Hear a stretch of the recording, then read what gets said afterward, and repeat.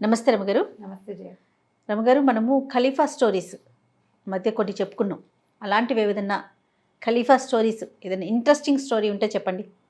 ఖలీఫా అల్ రషీద్ ఆయన రాజ్యం చేసే రోజుల్లో ఆయన చాలా తరచుగా మారువేషంతో తిరిగేవాడు. ఖలీఫా ది అరేబియన్ నైట్స్ కథల్లో వస్తాయి. ఈ కథలు ఎందుకు చెప్తున్నారు లాంటి క్వశ్చన్లు అడగద్దు, విషయం మాత్రం వినండి అంతే. ఒకవేళ మీకు ఈ కథలు నచ్చకపోతే ఈ కథ వదిలేసి ఇంకో కథ వినండి అంతే.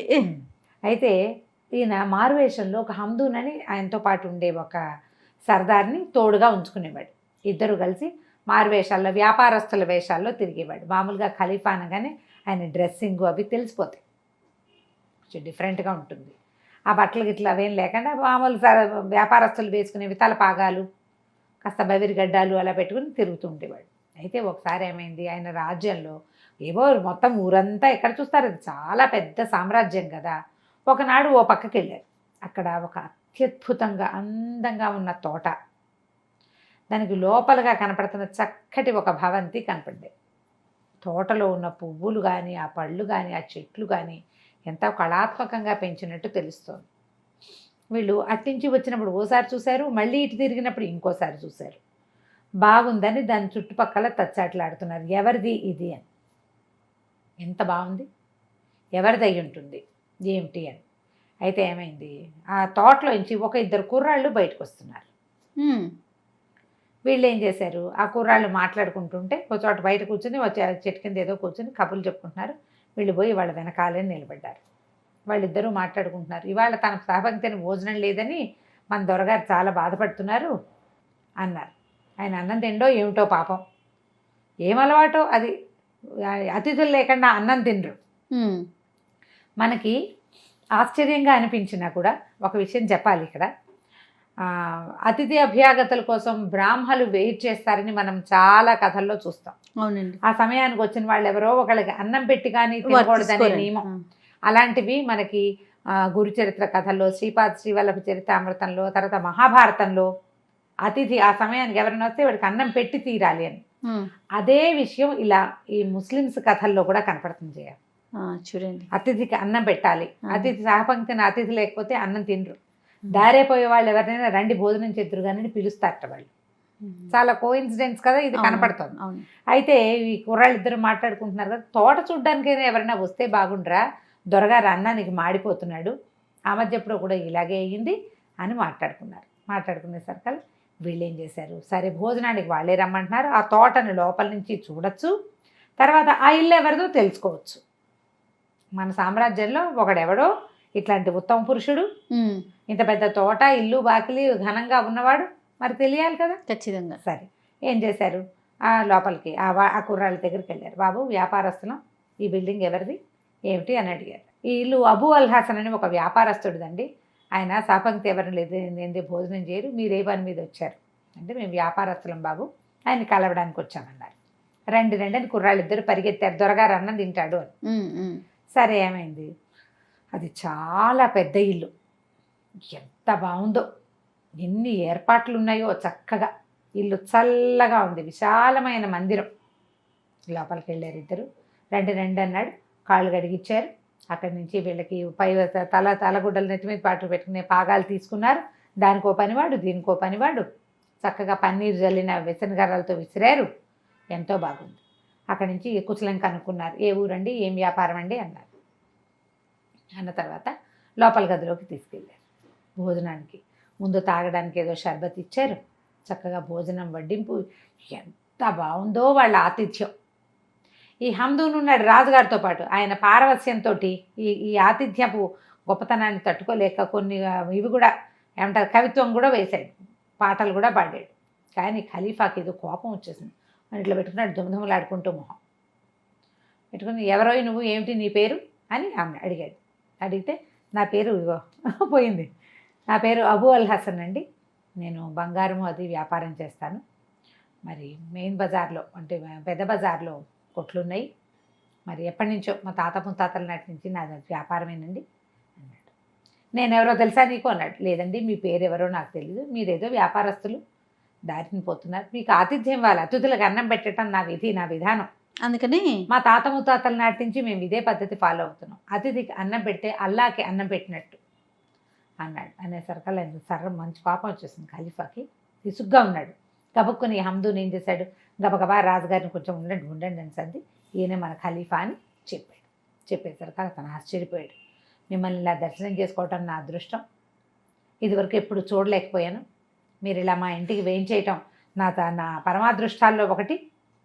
మీ వల్లే నా జీవితం ఇంత పరమాద్భుతంగా ఉంది ఇవాళ అన్నాడు. అని మీరేదో విసుగ్గా అసహనంగా ఉన్నారు, మీ కోపానికి కారణం ఏమిటి అంటే, ఈ గదిలో సామాన్లలో చాలా సామాన్లు మా తాతగారివి, ఆయన పేరుంది, ఆయన పేరున్న సామాన్లు నీ దగ్గరికి ఎలా వచ్చాయో చెప్పు అంటే, రాజకోటలో ఉండవలసిన సామాన్లు వీళ్ళ తాతగారైన అలీ అల్లా అనే పేరున్న ఇదే ఖలీఫా అలీ అల్లా అనే పేరున్న సామాన్లు మీ ఇంట్లో ఎలా వచ్చినాయి, అక్కడ కనపడుతున్న పెట్టెలు, సోఫాలు, ఇవన్నీ కూడా మావి, దివాణము అన్నీ కూడా రాజుగారి. ఆ తరపు ఏ తరంలో ఈ వస్తువులు తయారు చేయబడ్డాయో ఆ తరపు ఖలీఫా ఎవరో వారి పేరు చేర్చబడి ఉన్నాయి. ఈయన గుర్తుపట్టేశాడు వాటిని. ఎత్తివాసి కూడా అక్కడదే. ఓకే, మా తాతగారి పేరున్న సామాన్లు నీకు ఎలా దక్కాయో నిజం చెప్పమన్నాడు. అనేసరికల్లా అయ్యో అంతకంటే మహద్భాగ్యమా మహాప్రభు, తప్పకుండా చెప్తానన్నాడు. మా నాన్న మరణించాక నేను నా దుకాణాన్ని చూసుకునేవాడిని. మా దగ్గర బంగారం తాకట్టు పెట్టుకుని అప్పిచ్చే పద్ధతి ఉంది, లేదా బంగారాన్ని అమ్మే పద్ధతి ఉంది, బంగారాన్ని కొనే పద్ధతి ఉంది. దొంగ బంగారాలు అవి మేము కొనం. అయితే ఒకనాడు మహాసౌందర్యవతి అయిన ఒక అమ్మాయి మా దుకాణానికి వచ్చింది. రావటం జబర్దస్త్గా లోపలికి వచ్చింది. ఆమెను చూసి నేను మైమర్చిపోయాను. చాలా అందగత్తె, ఎంతో చక్కటి స్వరం, అసలు వస్త్రధారణ మహాద్భుతంగా ఉంది. 300 దినారాలు కావాలి నాకు అని అడిగింది. అలాగే అన్నాను. గుమాస్తాని పిలిచి 300 ఇప్పించాను. 300 తీసుకుంది, మాట్లాడకుండా డబ్బులు పుచ్చుకుని వెళ్ళిపోయింది. 300 దినారాలకి ఏం పెట్టింది ఇక్కడ తాకట్టు? ఏమీ పెట్టలా. పోనీ బయట ఏదైనా ఉందా? ఏమీ లేదు. ఏమైనా చెప్పిందా? చెప్పలేదు. ఆవిడ అందానికి చూసి ఈయన ఇచ్చేసాడు. ఇచ్చేయంగానే గుమాస్తా ఏం చేసి 300 పట్టుకొచ్చి అక్కడ పెట్టాడు. కాదు అయ్యా, ఇది ఏ పద్దు మీద రాసుకోమంటారు అన్నాడు. అప్సరసల పేరుతో పద్దులేముంటాయి అన్నాడు ఈయన.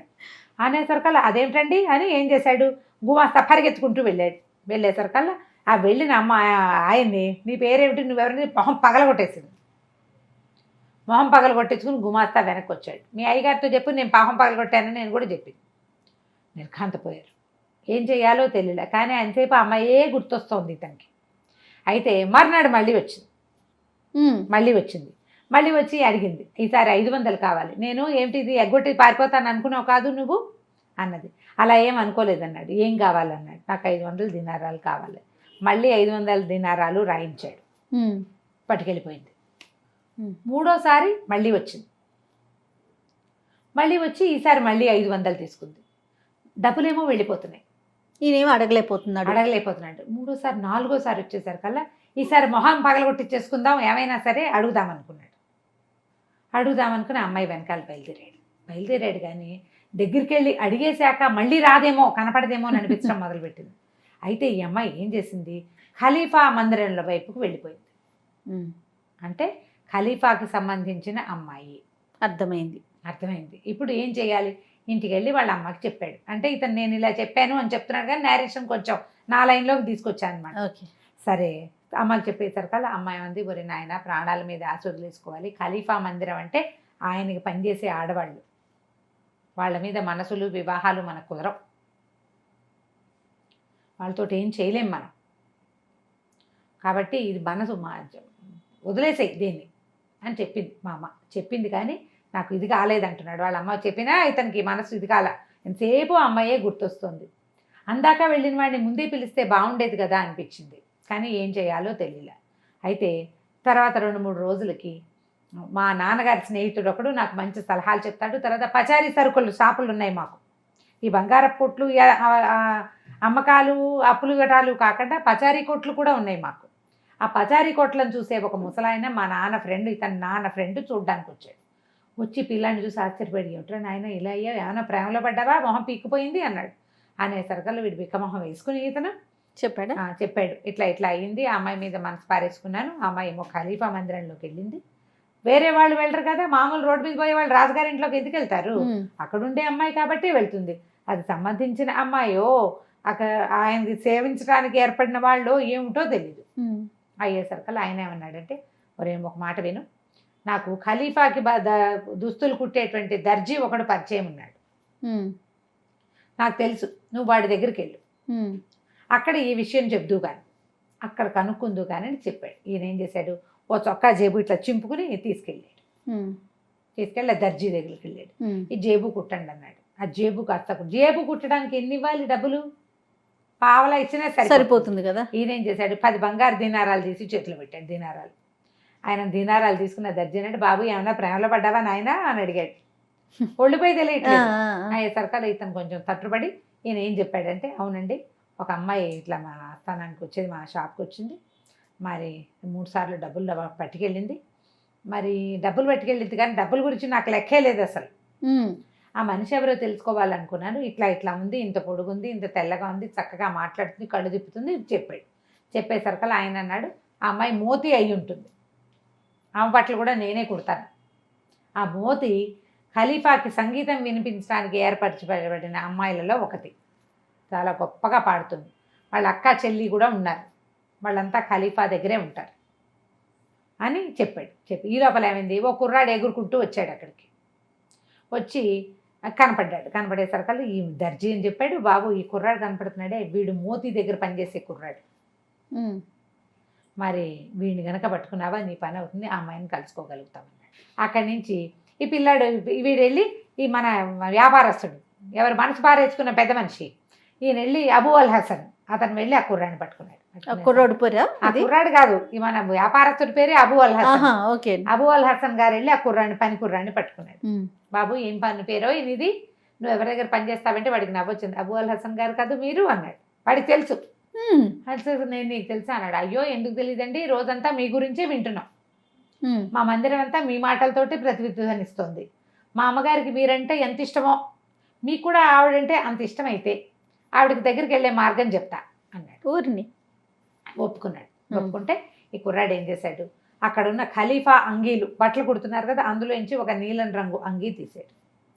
ఈ రంగు అంగీ వేసుకుని ఇట్లా పైనుంచి తోడుకునేది వేసుకుని ఖలీఫా ఆయన దానికి ఆ ఆడవాళ్ళ జనానాలోకి వెళ్తాడు. వరుసగా గదులు ఉంటాయి అటు ఇటు కూడా. ఆయన ఏం చేస్తాడంటే ఆ మన దాన్ని అంటారు కస్తూరి ఉండలు, ఒక్కొక్క వాకిట్లోనూ ఒక్కొక్క కస్తూరి ఉండ ఉంచుతాడు. ఆయనకి ఏ స్త్రీ నచ్చితే ఆయనకి సంగీతం వినాలనిపిస్తే ఒకళ్ళ దగ్గరికి, డ్యాన్స్ వినాలనిపిస్తే ఒకళ్ళ దగ్గరికి, కవిత్వం వినాలనిపిస్తే ఒకళ్ళ దగ్గరికి, తన భార్యల దగ్గరికి, అలా ఏ రోజు ఎవరి దగ్గరికి వెళ్ళబుద్ధి అయితే అలా వెళ్ళబుద్ధి. ఆయన కులాసాగా ఉన్నాడంటే ఆయన గుర్తు ఏంటంటే ఈ నీలం రంగు అంగి వేసుకోవటం, దాని నిండా జలతారు పని అది చేస్తుంటుంది, ముఖమల్ అంగి. ఎవరి దాని దగ్గరికి వెళ్ళడో వాళ్ళకు ఒక కస్తూరి ఉండ పెడతాడు. ఇవాళ దీంతో కాలక్షేపం చేయండి నేను రానని చెప్పడం. కస్తూరి ఉండ పెట్టాడంటే వాళ్ళ దగ్గరికి రాడనమాట. మీరేం చేస్తారంటే కస్తూరి ఉండలు కొనుక్కోండో డబ్బా, రాత్రి 9 గంటలకి మందిరంలోకి ప్రవేశించండి. ఈ బట్టలు చూస్తే మిమ్మల్ని ఎవరు అడగరు, చీకటి కదా, గుర్తు తెలియడం కోసం ముఖమల పని జరి పని చేసిన ముఖమల వస్త్రం వేసుకుంటాడు ఆయన. అది మెరుస్తుంది, లేత నీలం రంగుది. ఆ వస్త్రం ఆ డిజైన్ బట్టి ఖలీఫా ఏనని గుర్తుపడతారు. కొంచెం కొంచెం వెలుతురుగా ఉంటుంది. మీరు కూడా ఇంచుమించు ఖలీఫా సైజులోనే ఉన్నారు. కస్తూరి ఉండలు పెట్టుకుంటూ రండి. అక్కడ నీలిరంగు చలవరాతి తలుపు మోతీది, ఆ తలుపు కొడితే మోతీ ఉంటుంది, లోపలికి వెళ్ళిపోండి అని చెప్పి మన హీరో బయలుదేరాడు.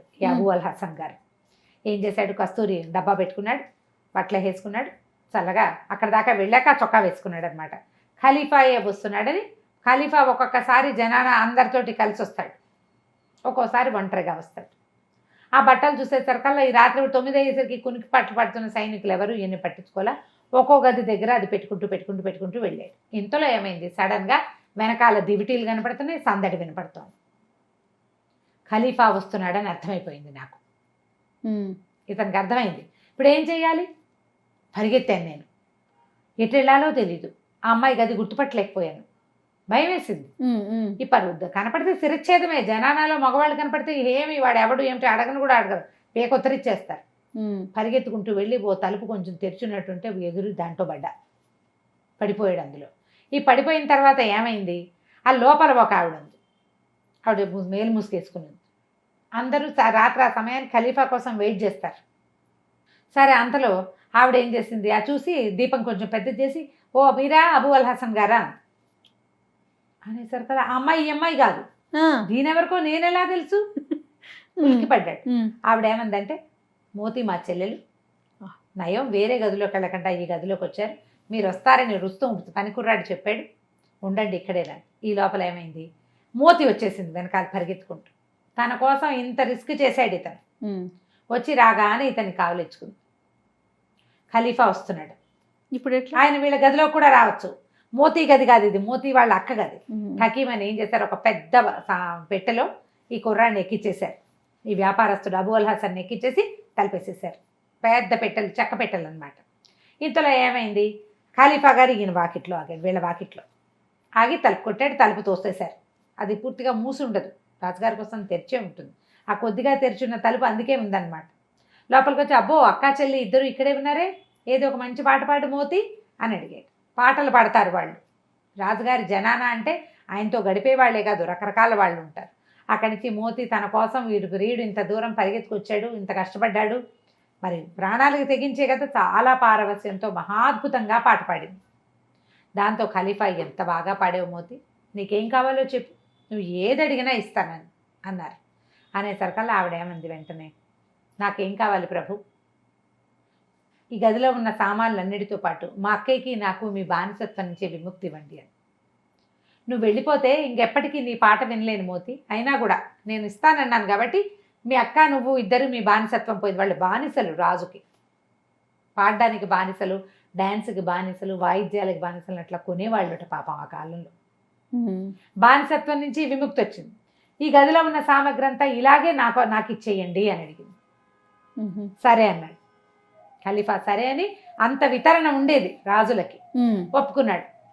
ఆయన ఒప్పుకుని సంగీతం వినేసి ఆయన దారిని ఆయన చక్క మద్యం సేవించి వెళ్ళిపోయాడు. ఆయన ఇంకో రాణిగారి దగ్గరికి వెళ్ళిపోయాడు. తెల్లవారేసరికల్లా ఈ మోతి అక్కయ్య ఇద్దరు కలిసి ఇక్కడ ఉన్న సామాన్లన్నీ పట్టించేశారు. పట్టించేశాక ఏమైంది, నేను శాస్త్రోక్తంగా మోతిని పెళ్లి చేసుకున్నాను. మోతి వాళ్ళ అక్కయ్య కూడా మా చుట్టాల్లో సంబంధం చూసి పెళ్లి చేసేసాం.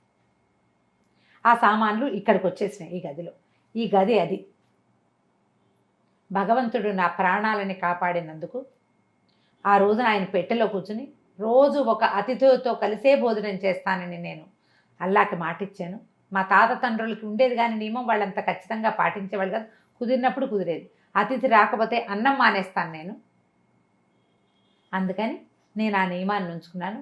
ఏ గదిలో ఉన్న సామాన్లు అయితే నా ప్రాణాలు ఆ రోజు రక్షించాయో అదే సామాన్ల గదిలోనే నేను భోజనం పెడతాను అన్నాడు. ఖలీఫా చాలా సంతోషించాడు. మోతిని చూస్తానని అడగల ఆయన, ఎందుకంటే అది అమ్మాయి పరాయివాడి భార్య, అమ్మాయికి బానిసత్వం కూడా లేదు. చాలా సంతోషించి, నీతోటి స్నేహము నేర్పటం, నీతో కలిసి భోజనం చేయటం నాకు చాలా సంతోషంగా ఉందని చెప్పాడు. ఆ తర్వాత ఈ అబూ అల్ హసన్ ఎప్పటికీ ఖలీఫాకి స్నేహితుడుగానే ఉన్నాడు. కథ కంచికి మనం ఇంటికి. సూపర్. నమస్తే రమగారు. నమస్తే జయ. నమస్తే రమగారు. నమస్తే జయ. రమగారు, కొంతమంది సహాయం ఎవరైతే చేస్తారో సహాయాన్ని తీసుకుంటారు, వీళ్ళు లాభపడతారు, కానీ వాళ్ళకే ప్రమాదానికి గురి చేస్తూ ఉంటారండి. ఇలాంటి నీతి కథలు మనం చాలా వింటూ ఉంటాం. అవును. పిల్లలకి చెప్తూ ఉంటాం, ఎవరైనా మనకి సహాయం చేస్తే జన్మలో మర్చిపోకూడదు. అదే ఆ సహాయాన్ని మనం ఏ పరిస్థితుల్లో ఉన్నా, ఎక్కడున్నా నీకు సహాయం చేసిన వాడిని మాత్రం గుర్తుంచుకోవాలి. ఇలాంటి నీతి కథ ఏదన్నా చెప్పండి రమగారు. చెప్దాం. కృతజ్ఞత చాలా చెడ్డది జయ. నరకంలో కూడా దానికి పెద్ద శిక్షలు ఉంటాయి. ఎన్నిసార్లు కుక్కల్లాగా పుడతారట వాళ్ళు కృతజ్ఞులు. అంటే మనకు సహాయం చేసిన వాళ్ళకి కనుక మనం ఏదన్నా ఇబ్బంది కలిగిస్తే, నీకు సహాయం చేసిన వాడి పేరు చెప్పకపోయినా పర్వాలేదు, వాళ్ళు సహాయం చేశారు అని కొంతమంది చెప్పుకుంటారు, కొంతమంది చెప్పకపోయినా పర్వాలేదు, కానీ నీకు సహాయం చేసిన వాడి పట్ల ద్రోహం తలపెట్టావా నువ్వు, అంతే. ఇక అంతే కదా. చెప్పరాని నరకాలు వస్తాయి వాళ్ళకి. కొన్ని వందల జన్మలు కుక్కలుగాను, నక్కలుగాను, పిల్లులుగాను, పందికొక్కులుగాను అలా పుడతారు. మంచిది కాదు అది. నేను చెప్తాగా, నీకు హెల్ప్ చేశారు, వదిలేపోని, నీకు కుదరకపోతే చెడు మాత్రం చేయకూడదు. వాళ్ళ గురించి నువ్వు చెడుగా మాట్లాడకూడదు, చెడు చెప్పకూడదు, చెడు చేయకూడదు, వాళ్ళకి ఏవి ద్రోహం తలపెట్టకూడదు. మహాభారతంలో కొన్ని కథలు చెప్పుకున్నాం మనం.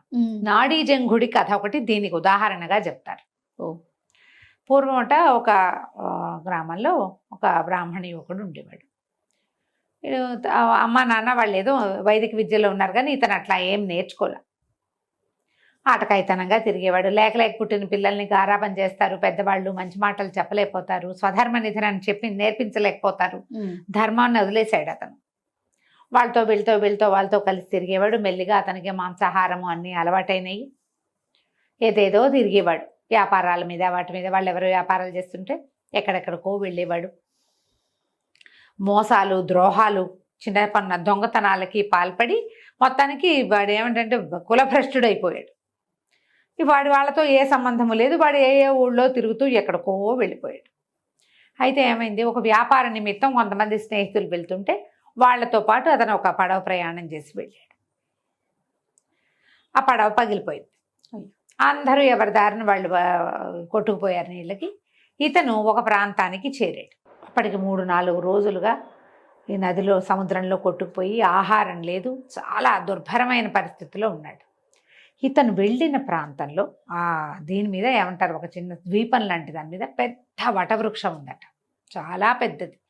ఎంత పచ్చగా, ఎంత ఆహ్లాదంగా ఉందో అక్కడ నాడీజంగుడు అనే బకరాజు నివాసం ఉండేవాడు. కొంగ, అతిపెద్ద కొంగ, పురాతనమైనది. ఇది కృతయుగం నాటి కథ. ఈ బకరాజుకి విధాతతో స్నేహం, బ్రహ్మదేవుడికి స్నేహితుడు. అబ్బా, అద్భుతమైన ధర్మాన్ని నిర్వర్తించే రకం అతను. రాజధర్ముడు అని పిలిచేవాడు. నాడీజంగుడైతే అతని ధర్మాలకే రాజు. అతను ఆ వైపుకి వెళ్ళిన వాళ్ళకి సహాయం చేయకుండా ఎవరిని ఎప్పుడు పంపించేవాడు కాదట. అయితే ఈ సుమంతుడు అనే యువకుడు, కులభ్రష్టుడైన వాడు, ఆయనకు కనిపించాడు ఆ నాడీజంగుడికి. అతను, అయ్యో ఇంత అలసిపోయావు నాయన, బ్రాహ్మణని తెలుసుకుని, నీకు కులభ్రష్టుడైన బ్రాహ్మణ తేజస్సు ఏదో కనపడుతుంది, జంధ్యం ఉంది. పేరు అడిగేటప్పుడు ఇప్పటిలాగా మనం ఏ ఊరు అడుగుతాం, కానీ కులాలు అడగటం ఈనాటి పద్ధతి కాదు. పాత రోజుల్లో అడిగేవాళ్ళు ఏ జాతికి చెందిన వాళ్ళు అని అడిగితే వీళ్ళు మన గోత్రనామాదులు చెప్పుకోవటం ఒక పద్ధతి. గోత్రనామం వినంగానే బ్రాహ్మణ యువకుడని తెలుస్తుంది కదా. ఆయన తీసుకొచ్చి తన పెద్ద పెద్ద రెక్కలతోటి బాగా విసిరి అతని శ్రమ అంతా పోగొట్టి చక్కటి పళ్ళు గిళ్ళు ఆహారంగా ఇచ్చి సంతోషంగా తన దగ్గర అట్టు పెట్టుకుని రాత్రి ఉంచుకున్నాడు. మర్నాడు పొద్దున ఏమన్నాడంటే, నాయనా, నేను నీకు ఆహారాన్ని ఇవ్వగలిగా, అలసట తీర్చగలిగాను. బాగా ముందుకు నడిచి వెళ్తే మధువ్రజం అనే ఒక పట్టణం ఉంది. దాని రాజైన విరూపాక్షుడు రాక్షసుడు, కానీ నాకు అత్యంత ప్రీతిపాత్రమైన స్నేహితుడు. అతనికి బ్రాహ్మణ భక్తి ఎక్కువ, బ్రహ్మదేవుని పూజిస్తాడు. నువ్వు అక్కడికి వెళ్తే నీకు కావలసిన ధన సహాయం చేస్తాడు. అది తీసుకుని ఇంటికి వెళ్ళి నీ జీవితాన్ని నువ్వు గడుపుకుందువు కానీ, ఓకే అని చెప్పేసరికల్లా ఈ సుమంతుడు సరేనని ఆ మధువ్రజానికి వెళ్ళాడు. వెళ్తే రాక్షసులు ఎవరు నాడీజంగుడి దగ్గర నుంచి వచ్చాడని ఈ సైనికులు వాళ్ళు తీసుకుపోయి రాజుగారి దగ్గర ప్రవేశపెట్టారు. అతను మహాధర్మపరుడు, ఆ విరూపాక్షుడు దానపరుడు, వ్యక్తిని చూడంగానే గుర్తుపట్టే రకం వాడు. నాడీజంగుడు మనుషుల్ని మాత్రమే గుర్తిస్తాడు. వాడి కులభ్రష్టత్వము, వాడి దుర్మార్గత్వము నాడీజంగుడికి అక్కర్లా, అంత అద్భుతమైన వాడు. ఇతను అట్లాంటి వాడు కాదు. ఈయనకి దానపరుడు, ధర్మపరుడే, కానీ వ్యక్తుల్లో ఉన్న ఆ దుర్బుద్ధుల్ని వాటిని ఇతను కనిపెట్టగలడు. ఈయనకి నచ్చల అతను. వీడు కులభ్రష్టుడని, పద్ధతి లేనివాడని, సరిగ్గా లేడని ఆయనకు అర్థమైంది. అర్థమైనా కూడా నాడీజంగుడు పంపించాడు. రాజధర్ముడు ఊరికే పంపడు కాబట్టి ఏదైనా ఇవ్వాలని భావించి ఏం చేశాడు, కొంత ధనము అవి ఇప్పించాడు. ఆ పూట ఏదో చిన్న ఆతిథ్యం, అన్యమనస్కంగానే, ఆసక్తితోటి, బ్రాహ్మణ సేవ నిరతితోటి చెయ్యల. ఆయన పంపాడు, ఇతను ఒకడు వచ్చాడు ఇవ్వాలి అన్నట్టుగా ఏదో మోయగలిగినంత, అంటే అలా అనకూడదు, మోయలేనంత ధనరాశులు ఇచ్చి సాగనంపితే ఈ మధువ్రజం నుంచి మళ్ళీ ఇతను స్వగ్రామానికి వెళ్ళాలంటే నాడీజంగుడున్న ఆ మర్రి చెట్టు దగ్గరికే రావాలి. అక్కడికి వచ్చాడు. వస్తే అక్కడ వాళ్ళు ఏదో ఆహారం అది శుభ్రంగా తిన్నాడు. వచ్చాడు. అక్కడికి వచ్చిన తర్వాత ఈయన కూడా నాడీజంగుడు కూడా అతన్ని ఆదరించాడు. ఈ రాత్రికి నిద్ర చేసి రేపు వెళ్ళొచ్చు అని. ఇతను ఏమనుకున్నాడు, ఇక్కడి నుంచి నేను ప్రయాణం ఏ విధంగా చేసినా నా 5-6 రోజులు పడుతుంది. ఆహారం దొరుకుతుందో దొరకదో. ఈ కొంగ మంచి బలంగా ఉంది, ఓకే, కండబట్టి ఉంది కదా, కొంగను చంపేసి మాంసం పట్టుకెళ్దాం అనుకున్నాడు. చూసారా, తనకి ముందు 2 రోజుల ముందు చచ్చేందుకు సిద్ధంగా ఉన్న తనకి ఆహారం పెట్టి, రెక్కలతో వీవన విసిరి, పళ్ళు పెట్టి పడుకోబెట్టి, మనిషిని చేసి మనిషిని చేసి నిన్ను బతికించి నీకు ధనం సంపాదించుకునే మార్గం చెప్పిన వాడిని నువ్వేం చేయాలి? కొంగని కొంగగానే చూశాడు. ఏం చేశాడు? చంపేసి చంపేశాడు. రెక్కలు అవి అన్నీ తీసేసి మాంసాన్ని పోసిన పెద్ద కొంగ మాంసాన్ని ఒక మూటలాగా కట్టుకుని దాన్ని భుజాన్ని వేసుకుని ఈ ధనపు రాసుల్ని కూడా మోసుకుంటూ వెళ్ళిపోయాడు. ఇక్కడ వీళ్ళకి ఏం అలవాటు? నాడీజంగుడి దగ్గర నుంచి ఎవరైనా గెస్ట్ వస్తే వచ్చినట్టు మధువ్రజానికి, లేకపోతే 2 రోజులైతే నాడీజంగుడే వస్తాడు. ఓహో, కబుర్లు చెప్పుకుంటారు. సాయంకాలాలు కాసేపు వచ్చేవాడు. వీడు బయలుదేరి వెళ్ళిపోయాడు. ఈ నాడీజంగుని చూసి 2 రోజులైంది. ఏమిటి ఏమిరు మనిషి రాలేదు, ఎవరు రాలా ఆ పక్క నుంచి, కనీసం కొంగ పిచ్చిక అయినా వస్తాయి, నాడీజంగుడు రాలేదు అని ఆయనకి ఏదో అపశకునంగా అనిపించడం మొదలుపెట్టింది విరూపాక్షుడికి. కొంతమంది చారుల్ని పంపించాడు. భటుల్ని నాడీజంగుడి కుశలం కనుక్కురండి, ఇక్కడి నుంచి అక్కడి నుంచి రోజు కబుర్లు వస్తూనే ఉంటాయి. ఏమీ రాబోయేసరికి ఆయనకు అనుమానం వచ్చింది. భటులు వచ్చేసరికల్లా వటవృక్షం బోసిపోయింది, రెక్కలు అవి తెగి కనపడుతున్నాయి, అక్కడ ఇక్కడ ఈకలు కనపడుతున్నాయి, నెత్తురుంది. వాళ్ళు పరిగెత్తుకుంటూ వెళ్ళి చెప్పేసరికల్లా ఈయనకి ఏమనుమానం వచ్చింది? దుర్మార్గుడైన కపట బ్రాహ్మడు ఒకడు వచ్చాడు, కులభ్రష్టుడు, వాడే ఈ పని ఏదో చేసుంటాడని ఆయన ఆ మేఘాల మీద పరిగెత్తుకొచ్చాడు. వస్తే ఏముంది? రెక్కలు, కాళ్ళు, ముక్కు కనపడ్డాయి. పరమ దుఃఖంతో అయ్యో దుర్మార్గుడికి ఇంట్లో అవకాశం ఇచ్చి ఇట్లా చేసుకున్నాడే అని వాటిని దహనం చేశారు, ఆ కనపడ్డ వాటిని. ఈ బ్రాహ్మడు ఏ దారిని వెళ్ళాడో వాడిని పట్టుకురండి అన్నారు. ఇంతలో బ్రహ్మదేవుడికి ఈ కబురు వెళ్ళింది. స్నేహితుడు కదా, వాళ్ళిద్దరు మాట్లాడుకుంటారు ఎప్పుడు. వాడిని పట్టుకొచ్చేసారు సుమంత్రుడు, సైనికులు వెళ్ళి పట్టుకొస్తే ఈయన ఏమన్నాడంటే, వీడిని చంపి ఆహారంగా తినండి అని భటులకి చెప్పాడట విరూపాక్షుడు. రాక్షసులకి, వాళ్ళు రాక్షసులు నరమాంసం తింటారు కదా, చీచీ వీడు కృతఘ్నుడు, వీడి మాంసాన్ని మేము తినమన్నారు వాళ్ళు. కృతఘ్నుడైన వాడి మాంసాన్ని నరమాంస భక్షకులు కూడా తినరు ఆ కాలం. అది ముక్కలు కోసం ముక్కలుగా తరిగి కుక్కలకు ఆహారంగా వేయమంటే కృతఘ్నుడి మాంసాన్ని కుక్క కూడా ముట్టదు, కుక్కలు కూడా తినలేదట. ముక్క చెక్క తరిగేశారు. తరిగి మాంసాన్ని విసిరేస్తే కుక్కలు కూడా ముట్టుకోలేదు. వీడు కృతఘ్నుడు, వీడి మాంసం బాగుండదు, చెడు వాసన వస్తుంది, వాడు కృతజ్ఞత అందులోంచి బయటకు వస్తుంది. కుక్కలు విశ్వాసం గల జంతువులు కాదు, మరి అవి తినవట్టు. ఇంతలో విధాత బ్రహ్మదేవుడు వచ్చి ఈ నాడీజంగుడి ఇది చూసుకుని వాడి దగ్గర మాంసం కూడా దొరికింది, దాంతో దహనం చేశారు. ఆయన ఆ దహనం అయిపోయిన దాని మీద అమృత వర్షం కురిపించి నాడీజంగుడిని బతికించాడు. బతికిచ్చేసరికల్లా విరూపాక్షుడు కావలించుకున్నాడు, నేను నిన్నెంతో మిస్ అయ్యాను, నువ్వు కృతజ్ఞుడు, వాడి సంగతి నీకు తెలియక నువ్వు వాడికి ఆశ్రయం ఇచ్చావు, వాడే నిన్ను ఇట్లా చంపేశాడు, ఇంత అన్యాయం జరిగింది, భగవంతుడు ఉన్నాడు కాబట్టి నువ్వు బతికున్నావు, లేకపోతే నువ్వు ఎట్లా వస్తావు మాకు, నీలాంటి వాడిని మేము కోల్పోతాం కదా అని కావలించుకుని చాలా దుఃఖపడ్డాడు. ఆ బ్రాహ్మడు ఏమయ్యాడో నేను నాడీజంగుడు అడిగితే వాడిని ముత్తరించి కుక్కలకు ఆహారంగా వేసాం, కుక్క కూడా ముట్టలేదు వాడి శరీరాన్ని, వాడి మాంసాన్ని అని విరూపాక్షుడు చెప్తే, అయ్యో అయ్యో బ్రాహ్మణ వధ చేసావా నువ్వు, మారడానికి వాడికి ఇంకొక అవకాశం ఇవ్వండి,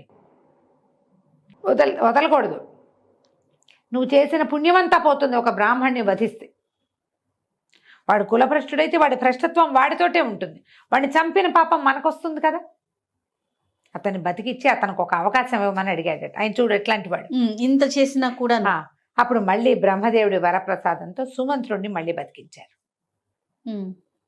బతికిచ్చి ఈ అపార ధనరాశులు ఇచ్చేసి అతన్ని పంపించేసి, కృతజ్ఞుడు అయితే అంటే ఎవరికైతే కృతజ్ఞత ఉండదో వాడికి ఎలాంటి గతి వస్తుంది అంతే.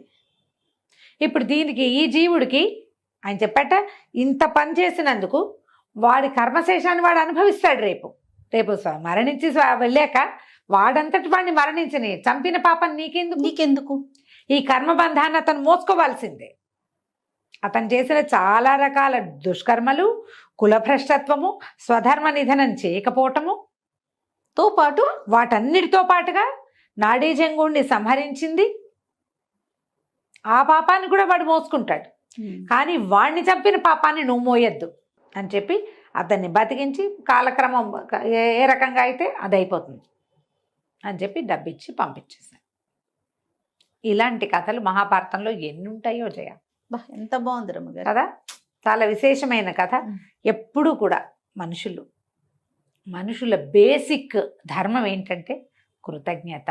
అది లేకపోతే మనిషి కాదు, అంతే, జీవించి ఉన్నా వేస్టే వాళ్ళు, వ్యర్థం. వ్యర్థం కదా. నేను చెప్పాను, నువ్వు సహాయం చేసిన వాడికి తిరిగా సహాయం చేయలేకపోయినా ఏం పర్వాలేదు. చెడు చెయ్యకు, చెడు అనకు. అంతే. అది పాపం నీ వెంట పడుతుంది.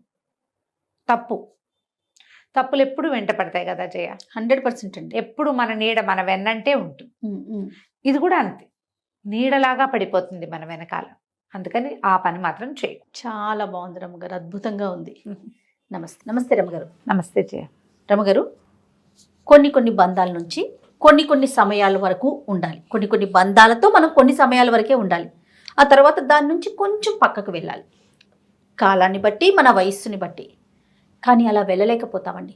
ఎప్పటికీ దాన్నే పట్టుకుంటాం, దాని తర్వాత. ఫర్ ఎగ్జాంపుల్, మన పిల్లల కోసం బాగా కష్టపడతాం, సంపాదిస్తాం, కూడబెడతాం, వాళ్ళని పెంచి పెద్ద చేసి ఒక మంచి పరిస్థితుల్లో ఉండేలాగా చూస్తాం. వాళ్ళ పిల్లల గురించి కూడా మనమే ఆలోచిస్తాం. వాళ్ళు కూడా బాగా చదువుకోవాలి, మంచి ప్రయోజకులుగా, ఆస్తులు కూడా పెడతాం, మంచి ప్రయోజకులుగా ఉండాలనుకుంటాం, ఏదో కావాలని కోరుకుంటూ ఉంటాం. ఇంకా మనం ఎప్పుడు సుఖంగా ఉండేది, మన గురించి మనం ఎప్పుడు ఆలోచించేది? అలా అంటే ఏమంటారు తెలుసా, నేను ఒకరితో ఇలా మాట్లాడితే వాళ్ళు సంతోషంగా ఉంటేనే నేను సంతోషంగా ఉంటా, అదే నాకు నిజమైన సుఖం అంటారు. అది కరెక్టేనా? నిజమే. కానీ ఇంకా మన జీవితానికి ఒక భగవంతుడు కృష్ణారామ అనుకోవటం, ముక్తి మోక్షం ఏమీ లేదు, ఏముండదు. కొన్ని జీవితాలు అంతే చేయ. మనవరాళ్ల పెళ్ళిళ్ళు, మనవడు ఇంకా చిన్నపిల్లాడైతే వాడి పెళ్లికి పెట్టబోయే మంగళసూత్రాలు, డైమండ్స్తో మంగళసూత్రాలు, పెళ్లిళ్ళు చేసుకోరో మనవాళ్ళు మనకు తెలియదు. కానీ వీళ్ళు అట్లా అనుకుంటారు. అంటే తాపత్రయాన్ని వదిలిపెట్టుకోలేకపోవటం జయ. ఇదేంటంటే మేమే చిన్నప్పుడు రఘువంశం చదువుకునేటప్పుడు స్కూల్లో ఉండగా అందులో ఒక శ్లోకం ఉంటుంది రఘువంశంలో, కాళిదాసు రాస్తాడు. శైశవేభ్యస్త విద్యానాం యవ్వనే విషయేషినాం వార్ధక్యే మునివృత్తీనాం యోగేనాంతే తనుత్యజామని. రఘువంశ రాజులట శైశవంలో చిన్నప్పుడు అభ్యస్త విద్యలు చదువుకునేవాడు. యవ్వనంలో విషయేషణులు, యవ్వనంగా ఉన్నప్పుడు రాజ్యం సంపాదించాలి, ధనం సంపాదించాలి, భార్యతో సుఖంగా ఉండాలి, ఇంకో అమ్మాయిని పెళ్లి చేసుకోవాలి, ఈ వ్యవహారం. వార్ధక్యే మునివృత్తీన, వృద్ధాప్యం వచ్చాక పిల్లాడికి రాజ్యం అప్పచెప్పేసాం, అయిపోయింది, ఇంకా మనం మునిలాగా ఉందామని అడవులకు తరలి వెళ్ళిపోయేవాళ్ళు.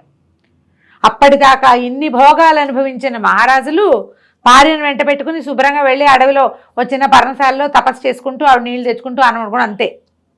యోగేనా అంతే తనుత్యజాం, చివరికి యోగంతో తనువుని వదిలిపెట్టేవాళ్ళు. ఇంకా చాలు అని అనుకున్నప్పుడు వెళ్ళిపోయేవాళ్ళు. రాజులు చేసేవాళ్ళు అట్లా. అబ్బాయికి రాజ్యం ఇచ్చాక వెళ్ళిపోవటం, వానప్రస్థాశ్రమం స్వీకరించి వెళ్ళిపోవటమే.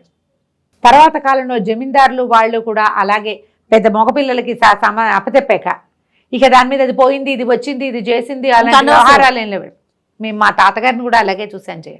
సలహా అడిగితేనే చెప్పేవారు, లేకపోతే ఆయన దాన్ని ఆయన రామాయణం చదువుకునేవారు.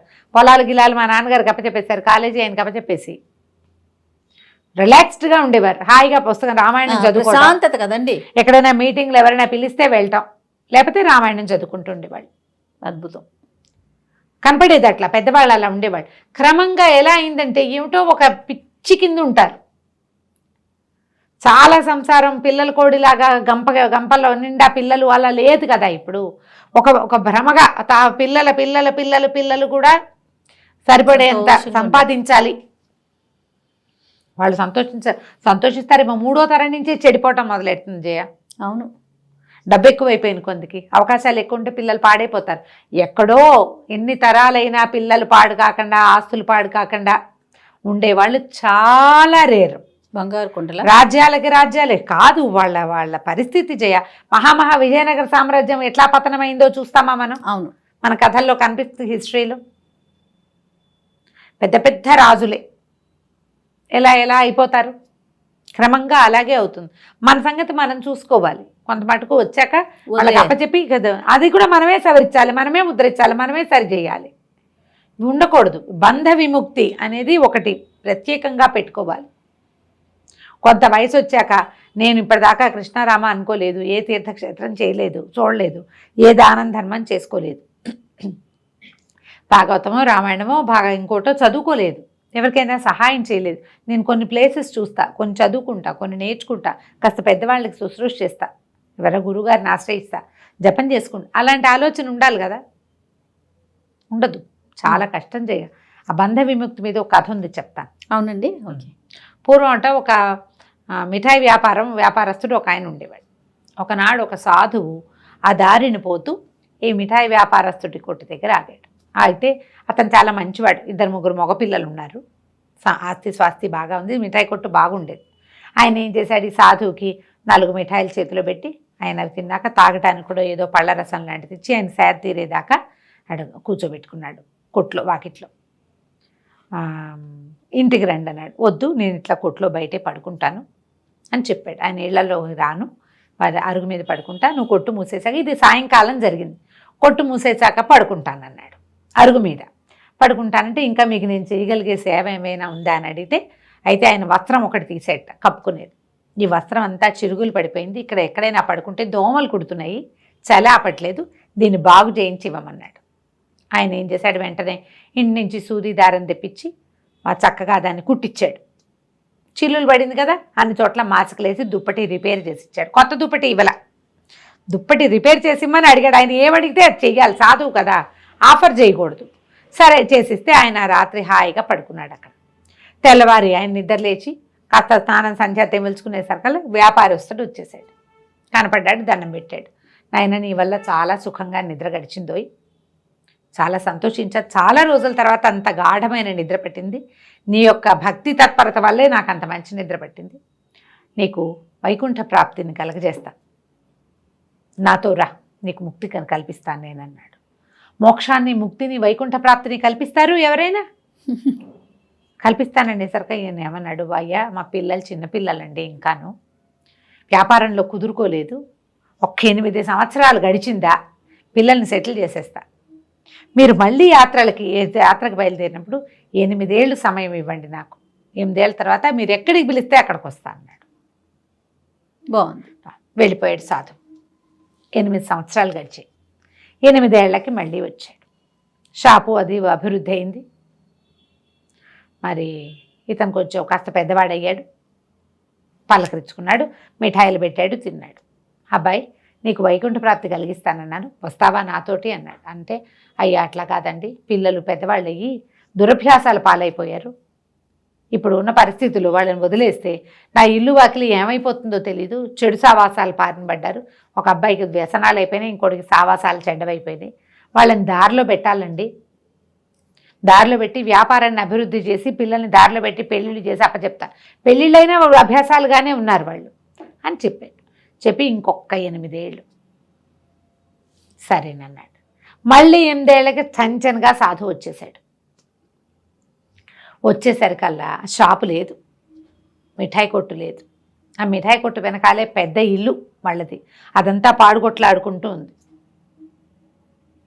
అక్కడి నుంచి చిరిగిన గుడ్డలతోటి తిరుగుతున్నారు, చింకి గుడ్డలతో ఇంత చిన్న చిన్న పిల్లలు. ఆ ఇంటి వెనకాల ఏవో 1-2 గొడ్లు ఉన్నాయి, ఒక ఎద్దుల్ని ఒకటి కనపడుతుంది, ఒక ఎద్దు ఒకటి కనిపిస్తోంది. బీదగా ఉంది వాళ్ళ పరిస్థితి అంతా. కొట్టయితే లేదు. ఈయన ఏమయ్యా, ఇక్కడ ఒక వ్యాపారస్తుడు ఉండాలి కదా అని ఆ చింకి పిల్లడి గుడ్డల పిల్లవాడిని ఎత్తుకున్న ఒక్కొక్కటిని అడిగాడు. అడిగితే వ్యాపారస్తుడు, మా నాన్నేనండి, మేము 2 అన్నదమ్ములం, మా వ్యాపారం పాడైపోయింది, మా నాన్న చనిపోయాడు, మరి ఈ పాత ఇల్లు అట్లాగే ఇల్లు కూడా పడిపోయిందండి, అట్టగా కాలక్షేపం చేస్తున్నాం, నాకు కొంచెం కాస్త వ్యవసాయం ఉంది, వెనకాల చేసుకుంటున్నా, ఈ అవతల మా తమ్ముడికి ఒక 1/2 ఎకరం పొలం ఉంది, ఇద్దరం కలిసి ఈ ఎద్దుతోటి వ్యవసాయం చేసుకుంటున్నామండి అన్నాడు. ఈయన ఎద్దు కేసు చూశాడు. చూసేసరికి ఆయనకి తెలిసింది ఈ ఎద్దు ఎవరో కాదు, చచ్చిపోయిన వ్యాపారి స్వీట్ కొట్టువాడు ఇలా పుట్టాడు. ఈయన ఏం చేశాడు, ఆ దగ్గరికి వెళ్ళి చేతిలో కమండలం ఉంది, మంత్రజలం చల్లాడు. చల్లేసరికల్లా ఎద్దుకు తెలిసింది పూర్వజన్మ స్మృతి. నీకు వైకుంఠ ప్రాప్తికి నేను ప్రామిస్ చేశాను కదా, నాతో రా, నీకు వైకుంఠ ప్రాప్తి కలిగిస్తానన్నాడు సాధువు. ఈ ఎద్దు రూపంలో ఉన్న వ్యాపారస్తుడు అన్నాడు, అయ్యా పిల్లల్ని ఎట్లా వదిలేనండి, వాళ్ళకి దిక్కు, ఇప్పుడు నేనే దిక్కు, నన్ను అడ్డం పెట్టుకుని వ్యాపారం చేసుకుంటున్నారు, నన్ను అడ్డం పెట్టుకున్నారు, ఈ వ్యవసాయం చేస్తున్నారు, నేను కాస్త చచ్చిపోయానంటే వెళ్ళిపోయాను, ఇప్పుడు ఏముంది మీరు తీసుకుపోవడం, నేను చచ్చిపోవటం. వీడు ఎట్లా చేసుకుంటాడు ఈ వ్యవసాయం? వీడు బండి కట్టుకుని ఏదో సామాన్లు మోసి రోజుకో పావలా అర్థ వీడు సంపాదించుకుంటున్నాడు. వీడిదికి చిన్నవాడికేమో ఒక అరెకరం వ్యవసాయం ఉంది, దానికి కాడి కట్టినప్పుడల్లా నన్నే కట్టుకుంటున్నాడు. నేను లేకపోతే వీళ్ళు ఎట్లా బతుకుతారు? పిల్లలు చూడండి, చిన్న పిల్లలండి మా మనవలు. పిల్లలు దురభ్యాసాల వల్ల ఆస్తంతా పాడైపోయింది, క్షమించండి బాబు, మీరు వచ్చినా నేనేమీ చేయలేకపోతున్నానండి అన్నాడు సాధువు. వీడి కర్మానికి మనం ఏం చేస్తామని వెళ్ళిపోయాడు. 8 ఏళ్లకి మళ్ళీ వచ్చాడు. మళ్ళీ రమ్మన్నాడు. మళ్ళా వస్తానన్నాడు. వచ్చేసరికల్లా ఎద్దు లేదు. వీళ్ళ పరిస్థితి ఇంకా అధ్వానంగా ఉంది. వాకిట్లో ఒక కుక్క మాత్రం కట్టేసింది.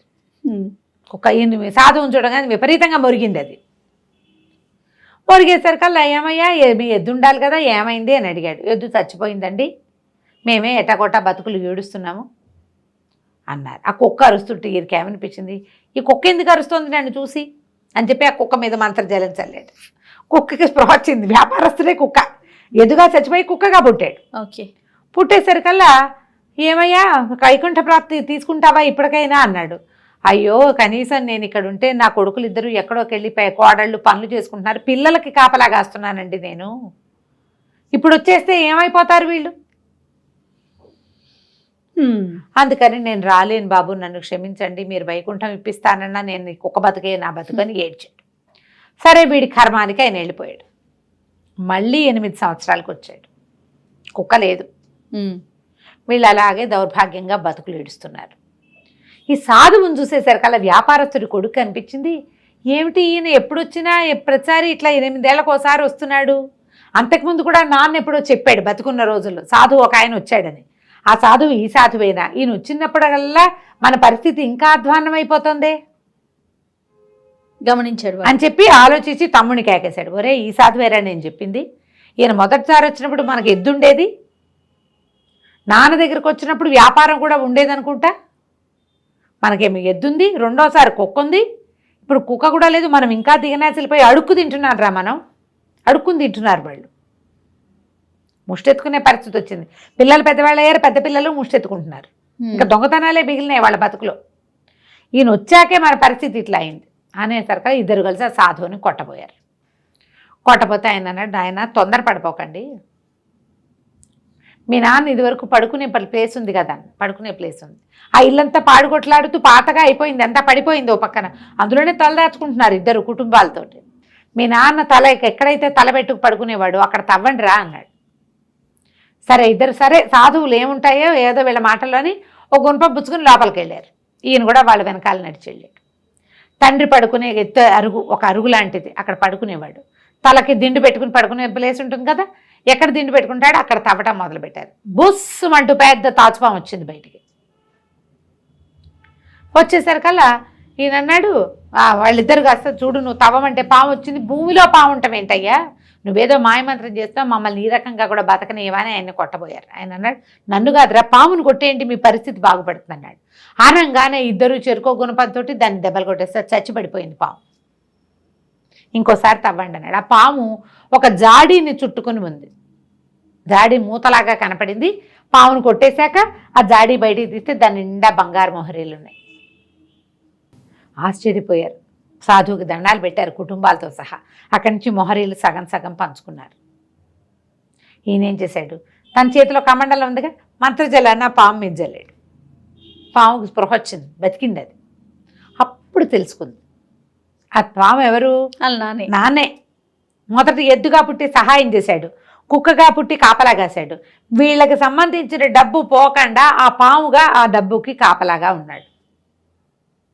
ఏదో ఒక కాపలా, పిల్లల్ని వదల్లేని తను ఎవరి కోసమైతే ఇన్ని జన్మలు ఎత్తాడో వాళ్ళు తన్ని కొట్టి చంపేశారు కల్లా, ఇంతే కదా అనిపించి అప్పుడు వైకుంఠ ప్రాప్తిని తీసుకున్నాడు. ఎక్కడో ఒక చోట వీటిని వదిలిపెట్టాలి, మనవాళ్ళ పెళ్ళిళ్ళు కూడా చూడాల్సిందే, మన కొడుకుల్ని కూడా చూడాల్సిందేనని తాపత్రయపడి సొంతానికి ఒక భగవన్నామాన్ని కూడా చేసుకోకుండా, ఎలాగూ మనం ఇక్కడ చేర్చినవి ఏవి మనం పట్టుకెళ్ళాం, తాపత్రయపడద్దని కాదు, ఎక్కువ పడద్దని. పిల్లల వరకు ఆ పిల్లల వరకు పడండి, పిల్లలు పుట్టే వరకే. తర్వాత మీ పిల్లలు కూడా తండ్రులైపోతారు, తల్లులును. వాళ్ళని పెంచుకొని ఇవ్వాలి, వాళ్ళ ప్రపంచం వాళ్ళని కూడా మనమే సాకి సంతరించాలనుకోవద్దు. అంత మటుకు వెళ్ళాక మనం కూడా రఘువంశరాజుల్లాగా చక్కగా యోగము, చక్కగా మునివృత్తి, హాయిగా వార్ధక్యంలో అయినా ప్రశాంతంగా ఉండటము, వానప్రస్థాశ్రమం స్వీకరించడం, ఏదో కృష్ణారామాని మంచి మాటలు వినటం, సొంతానికి ఏదైనా చేసుకుంటే ఇహము పరము రెండు వస్తాయి. వా, ఎంత బాగుందో రమ్మగారు. ఈ బుక్ ఎక్కడ దొరికిందో కానీ మీకు భలే ఉన్నాయండి. ప్రతి ఒక్కటి ఒక వజ్రమే.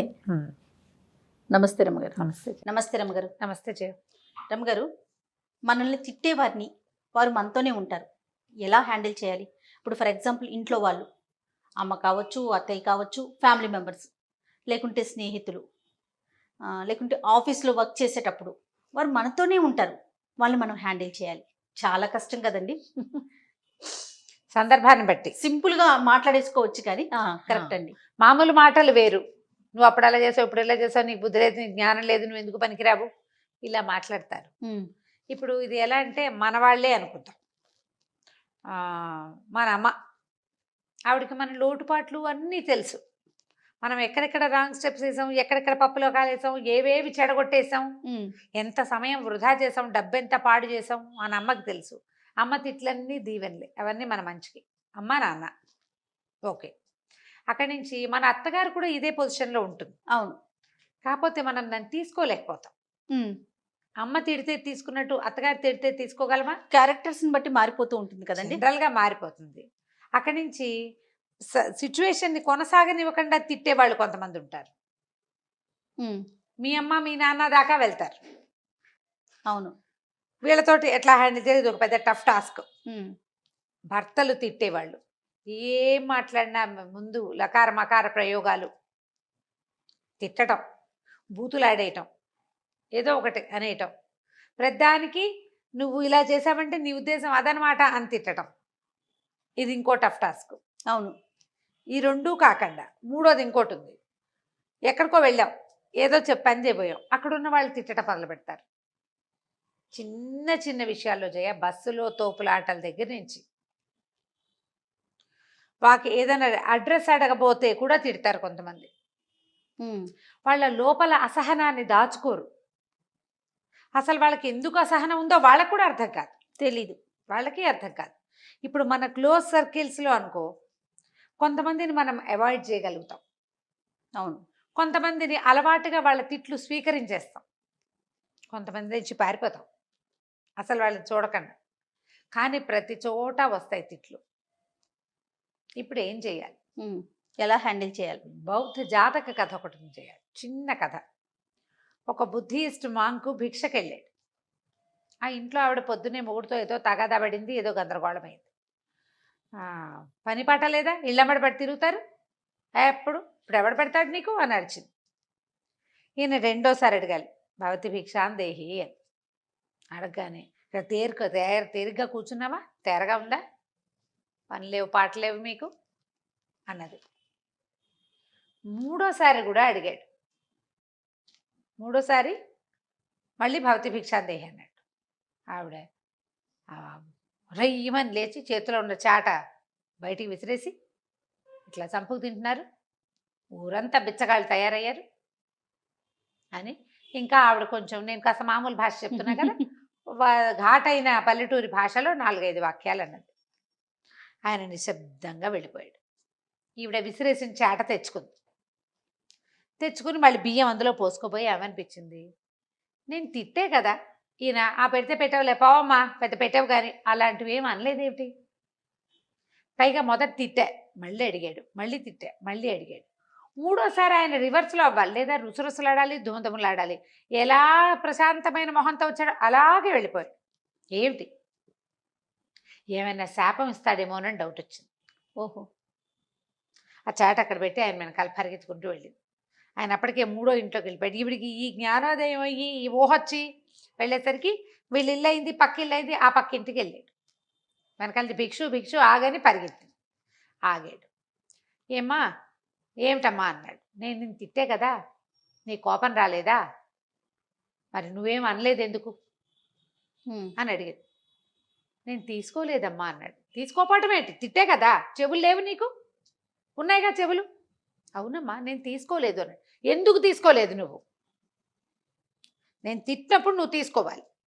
నువ్వెందుకు తీసుకోవాలి? అమ్మ నువ్వు భిక్ష నా పళ్ళెంలో పెట్టావు, అది నా పాత్రలో పడింది, పుచ్చుకుంటా. నేను భిక్ష కోసమే వచ్చా.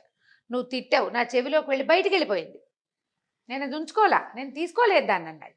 ఎందుకు తీసుకోవో ఎలా తీసుకోవో చెప్పు నువ్వు నాకు. నేను నీకు ఒక ఆవుని ఇచ్చాను అనుకో, అది ఎవరిది అన్నాడు. నాకు ఇచ్చావు కాబట్టి నాదే అని. నేను నీకు ఒక ఆవుని ఇస్తానన్నా, నువ్వు తీసుకోలేదు, అప్పుడు అది ఎవరిది? నీదే. నువ్వు తిట్టావు, నేను తీసుకోవాలా, ఆ తిట్లు ఎవరివి అన్నాడు. నావే అంది వెంటనే. ఇంతేనమ్మా అన్నాడు. తిట్లు తీసుకోవద్దు. నువ్వు రియాక్ట్ అయ్యావనుకో తగాదా పెరుగుతుంది. ఆ తిట్లు నీ చెవిలో అలాగే ఉండిపోతాయి. ఒకసారి ఒకళ్ళు అవతల వాళ్ళ దుర్భాషలు ఆడితే నువ్వు కూడా దుర్భాషలే ఆడతావు. మాట తీయగా మాట వస్తుంది.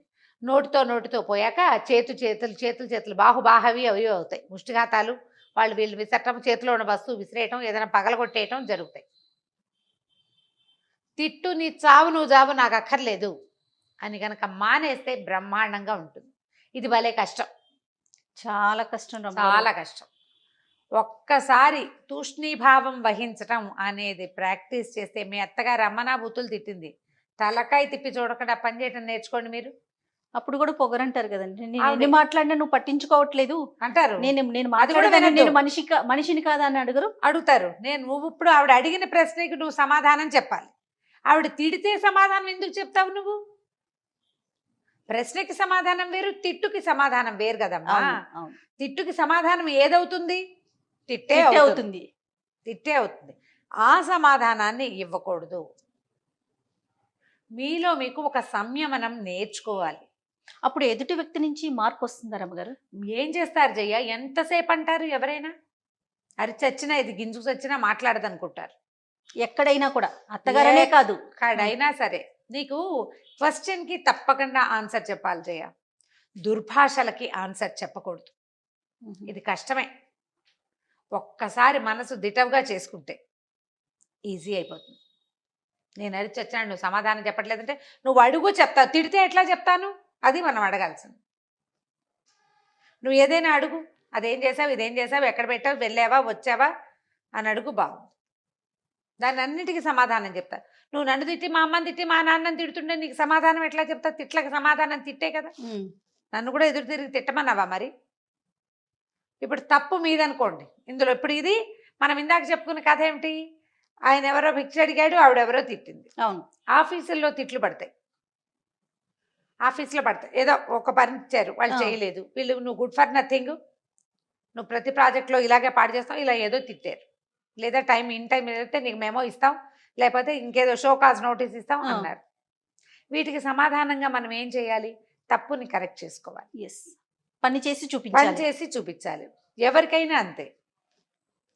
మీరు తిట్లు రాకూడదు అంటే అప్పుడు అకారణపు తిట్లు పక్క పెట్టు, సకారణపు తిట్లు ఉంటే వాటిని కరెక్ట్ చేసుకోవాలి. ఇది మనం పిల్లలకి చెప్తాం. ఎట్లా? వాడి పిల్లడికి 50 మార్కులు వచ్చినాయి 100కి, తెగ తిట్టావు, పిల్లాడు ఒక 10 ఎక్కువ చేసి చూపిస్తాడు నీకు కదా. నువ్వు అదే కదా కోరుకుంటావు. అవునండి, ఎవరైనా అంతే. మరి ఇక్కడ కూడా అంతే. నీవు తిట్లకి ఎదురు తిట్లు తిట్టి నేను చెయ్యను, నీ దిక్కుంచో చెప్పుకో అంటే నువ్వు ఎప్పటికీ కరెక్ట్ అవ్వవు. కరెక్షన్స్ ఉండవు నీకు. జన్మంతా నువ్వు ఎవరో ఒకరితో అనిపించుకుంటూనే ఉంటావు. ఆ మాటలు మూటల్లాగా మూసుకుంటూ ఉంటావు. మాటలు మొయ్యద్దు, ఆ మూటలు మోసుకోకండి. అనవసరమైన తిట్లు తీసుకోకండి.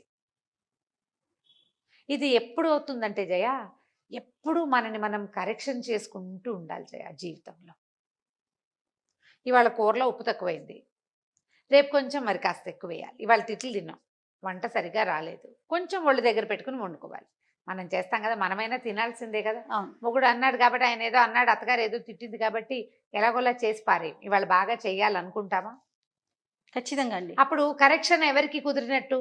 మనకి. నీకు, మనకి, వ్యక్తికి కరెక్షన్ వచ్చింది. తిట్లు నీకు ప్లస్ అయ్యాయి కదా, అలాంటివి తీసుకో.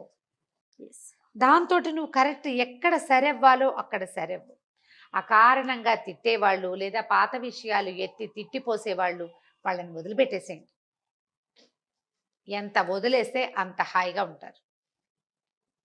ఇది వాళ్ళ హాయి కాదు, మనకి హాయ్. మనకి హాయి.